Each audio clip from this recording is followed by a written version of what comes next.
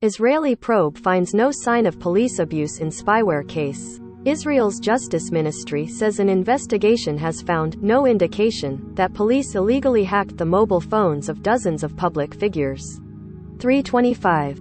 Jerusalem. An Israeli investigation found no indication that police illegally hacked the mobile phones of dozens of public figures, the Justice Ministry announced Monday, contradicting the key claims of a series of explosive investigative reports in a leading Israeli newspaper. Israel's Attorney General ordered the investigation last month in the wake of the unsourced reports by the Calculist Business Daily, which said police spied on politicians, protesters and even members of former Prime Minister Benjamin Netanyahu's inner circle, including one of his sons. The paper said police used Pegasus, a controversial spyware program developed by the Israeli company NSO Group, without obtaining a court warrant. In its announcement, the Justice Ministry said the investigation led by the country's Deputy Attorney General found no evidence to support the claims. There is no indication that police deployed Pegasus software without a court order against people on the list published in the media, it said, adding that NSO and government security experts assisted in the probe. The investigation found that police received authorization to spy on the phones of 3 of the people on the list, but only one was successfully infiltrated.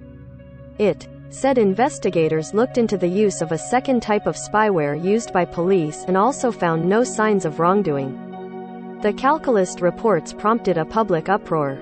The current Prime Minister, Naftali Bennett, said the allegations were very serious, and Netanyahu, who is on trial for alleged corruption, demanded a strong and independent investigation, while trying to cast doubt on the charges against him. The country's public security minister, who oversees the police force, has also formed a high-level government commission of inquiry.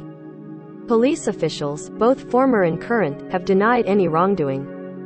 Those denials, along with the lack of evidence uncovered so far, have begun to draw scrutiny on Calculist's reports. Its reporter, Tomer Gannon, has stood by his work. Over the weekend, he said he would continue to protect his sources. I risked my good name not because of naivety, but because I checked the facts, he wrote on Twitter. Pegasus is a powerful tool that allows its operator to infiltrate a target's phone and sweep up its contents, including messages, contacts and location. For NSO, which has faced mounting criticism over Pegasus, Monday's report was a rare piece of good news.